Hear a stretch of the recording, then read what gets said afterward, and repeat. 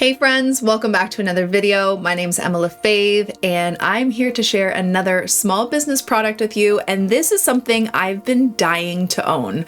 So let's jump in and take a look.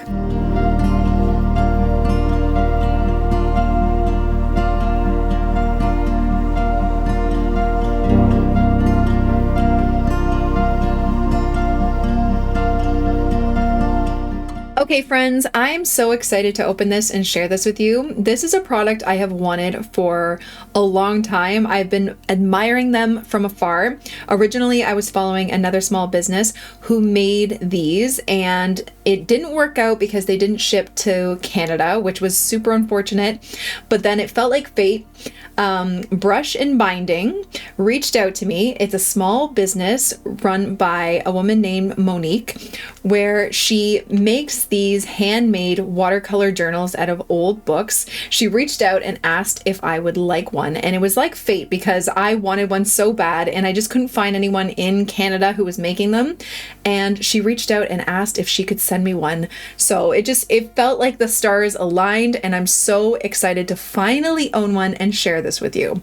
So I'm gonna open it up. First of all, one thing I love about handmade products from small businesses is the care and detail that goes into these things. Just packaging alone, like look how sweet this is. Like, you know, someone hand wrapped it, and it just makes it so much more special. Do I need another watercolor sketchbook or journal? No, not at all. I have tons, but something like this where you are inspired by what you're creating can really boost your own creativity. So let's open it up. Okay, so here's her little business card. Her name is Monique and her company is Brush and Binding, and she makes these journals out of old books. A little sticker,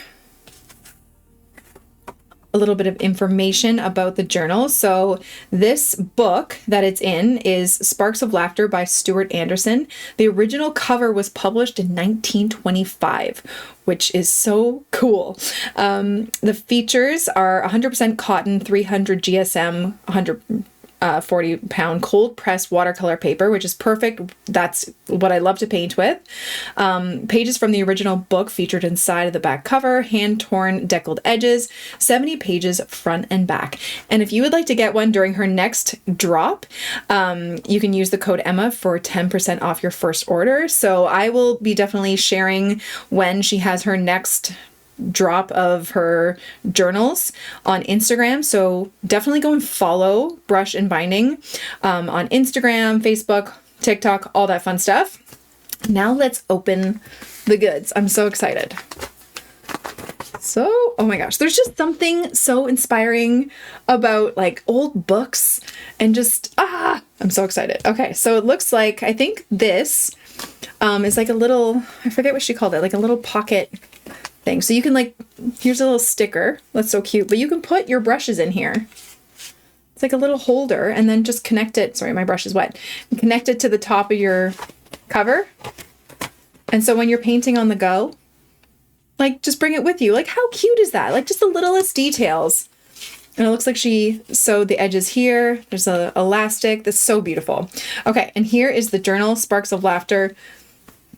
I just love the old worn book covers, so special, and it's just so inspiring to create in something that feels like a work of art itself. 1925. Oh my goodness, look how beautiful that is. And she even wrote my name in there. This journal belongs to Emma. And then you have the watercolor paper. Oh, I'm so excited to paint in this, and also scared because you never want to paint in a brand new journal, but look how beautiful it is. So I'm not sure what brand the paper is, but it feels similar to Fabriano or something, and it feels like a very soft cotton, almost like the watercolor paper that I've gotten from Arcar Creations from India. It's a very soft watercolor paper, which tends to be a little bit more thirsty. You need to use a little bit more water, but I'm going to test it out and try. But so nice. So everything is like she hand sews and glues it. It's so beautiful and so exciting. There's so many pages. Oh, and then there's the pages from the book.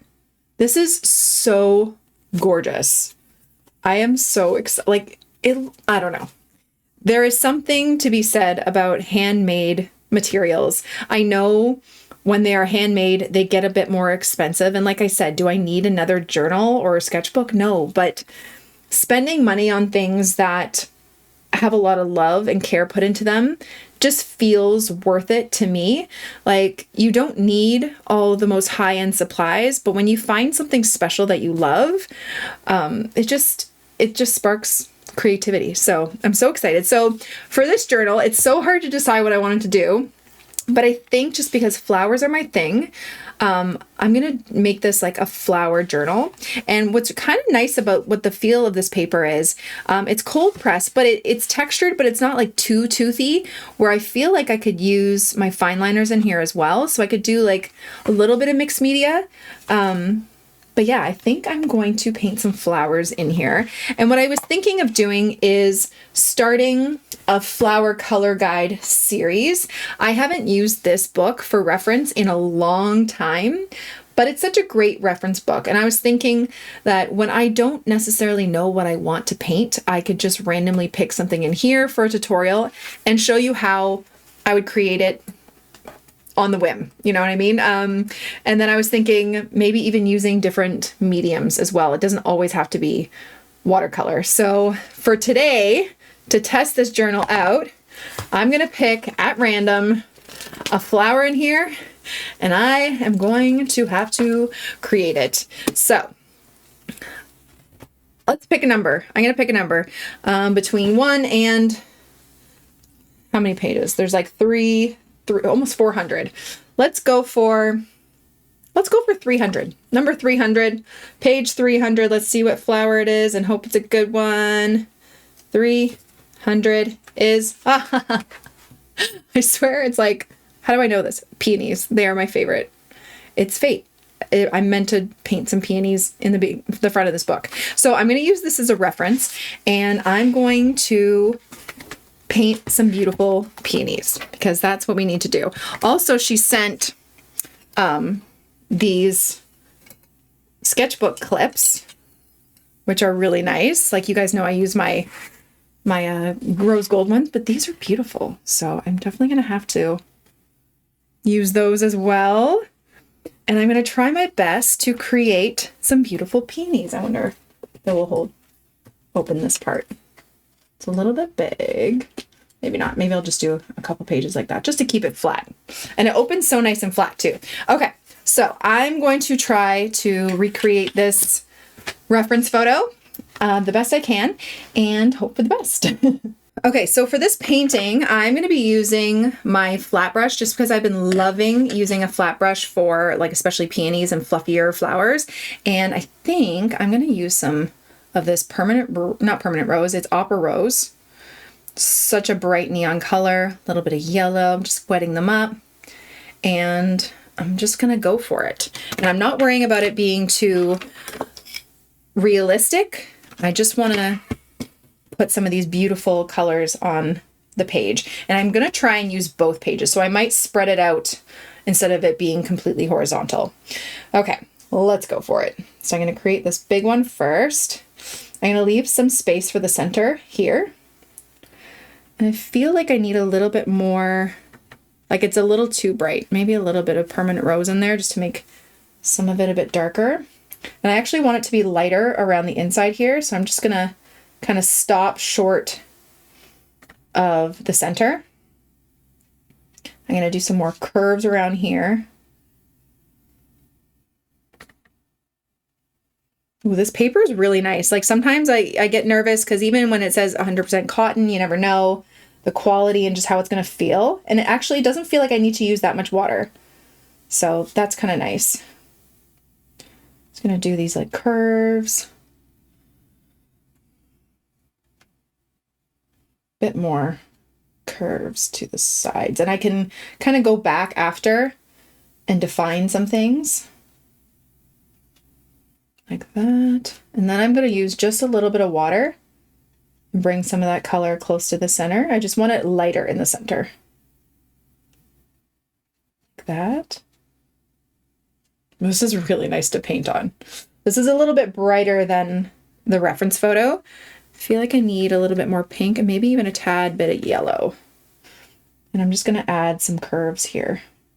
Wet on wet, and then I'm going to go back in after. Okay, so there's one. I'm going to let that be. I wonder if I should do the yellow in the middle now. I might just do a quick little wash of some yellow.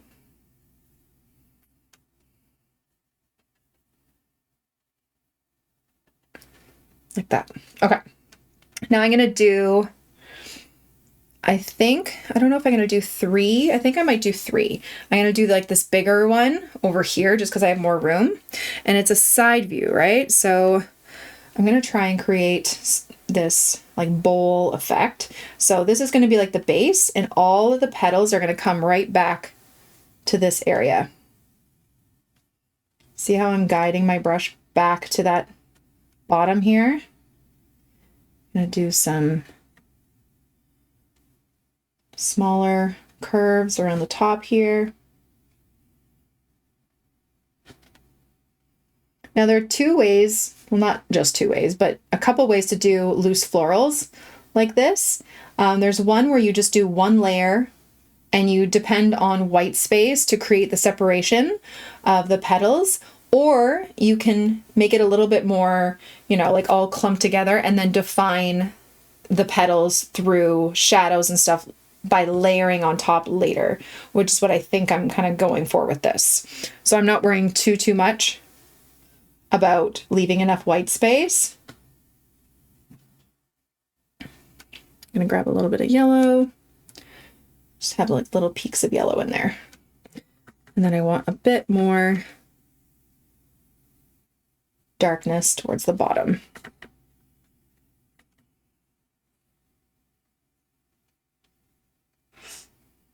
And inside there. Like that. Okay. And then while that's wet, actually, I'm going to grab my smaller brush. This paper is really nice to work on. Okay. I'm going to grab some olive green. And I want to do just a couple leaves that are falling from the bottom, and then just do a stem here. Like so. Doing my stem.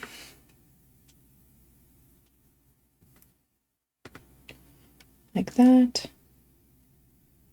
Maybe one down here. This is staying wet really like long. This is really nice. And that's one of the benefits of having 100% cotton paper is that it stays wet longer, right? So it's a lot easier to work with.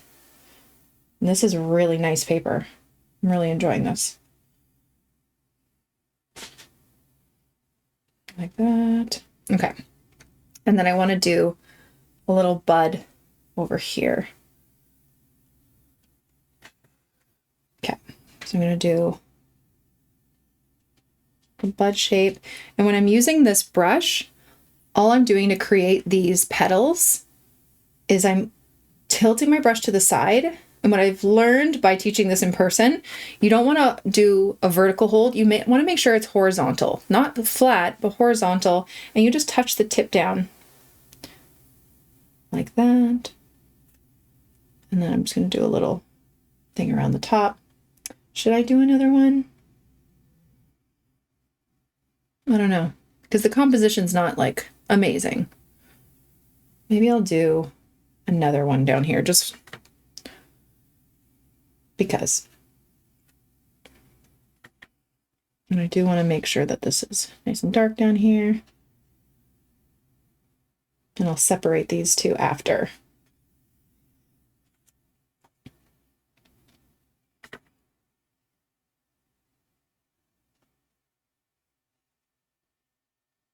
Just using the corner of this brush to get the shapes that I want. I'm really excited about this paper. This is really nice paper to work on. Okay. That one's not looking the greatest, but I feel like I'm going to I don't know.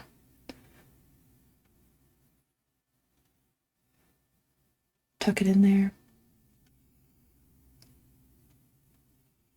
Should have trusted my gut with the 3. That's okay. Grab a little bit of yellow, toss it in there, and then just get a bit more green. This one's going to have a bit more green kind of bleeding into it.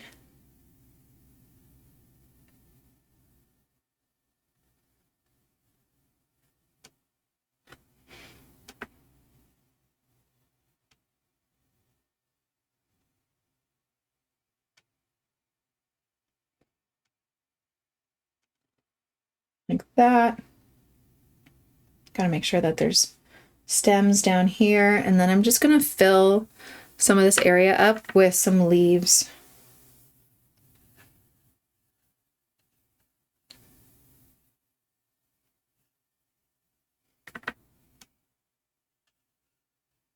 Just kind of making them a little bit jagged.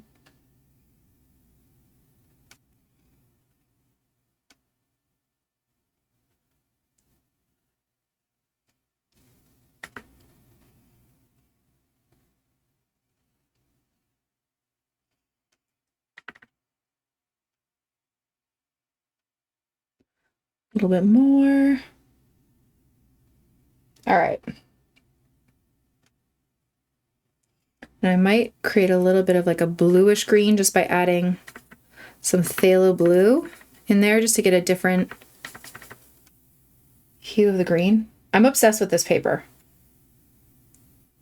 This is a really nice paper. Just adding some darkness in there.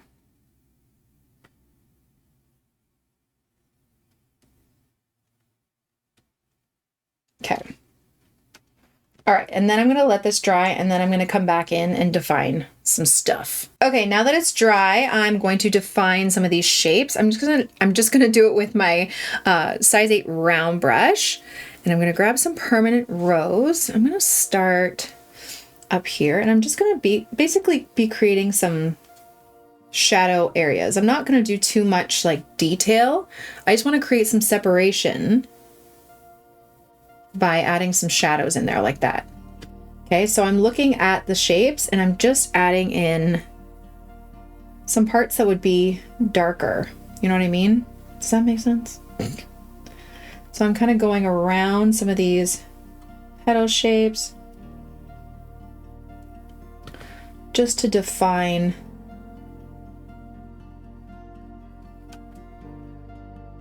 parts that would be kind of in the shadows. So not necessarily outlining a petal, I'm painting around it, if that makes sense. So I'm just doing these curved shapes with darker permanent rose.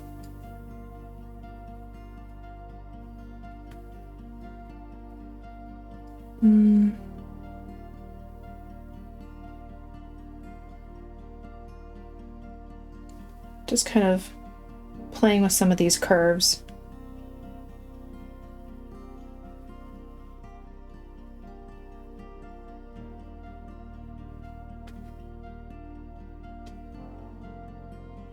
Like that.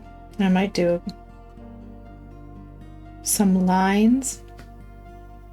But again, remember, it's not realistic, so it doesn't have to be exactly like accurate to the picture or anything.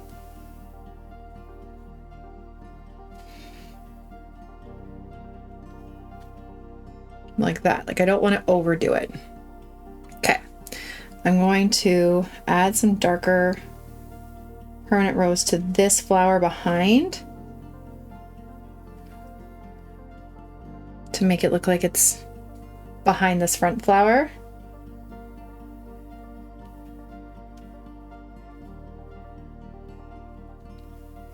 Like that. And I'm not even really looking at the picture as much anymore, just kind of feeling the curves of the petals and just winging it. If that makes any sense at all. Which sometimes I'm like, do I make any sense? Okay.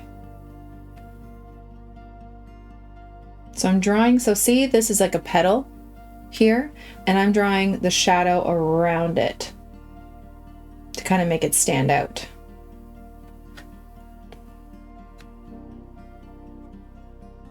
but not even completely finishing the shapes.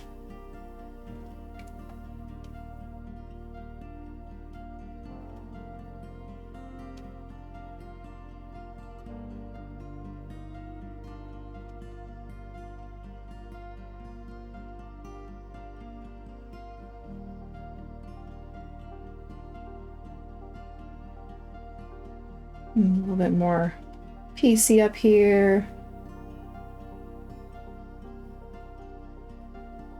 Like that.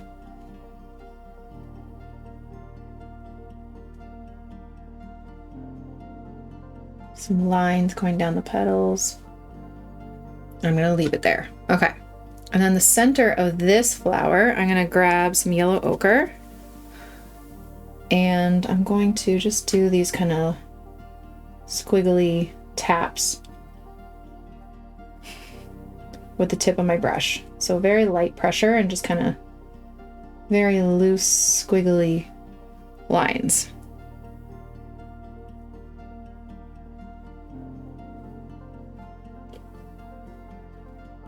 Like that.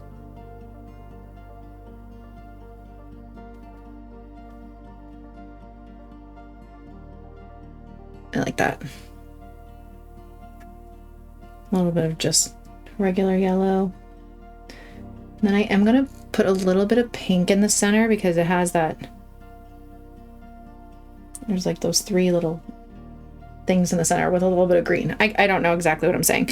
I'm going to tab a little bit of green in there. Okay. I like it. And then just for a little bit of, actually I'm going to grab some darker green, a little bit more shadow in here, just adding some darkness to some of the leaves, maybe a couple lines, and then just a bit of shadow towards the bottom of some of these, just for a little bit more definition, but very loose. I'm so excited to create more in this journal and just try different styles. That's going to be my goal, is to not have them all like the same, maybe use different mediums. But this is such beautiful watercolor paper to use. I'm very excited.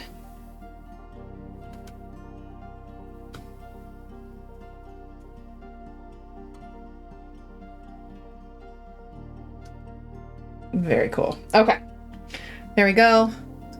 I think that's it. I just want to add a little bit more like lines, I think.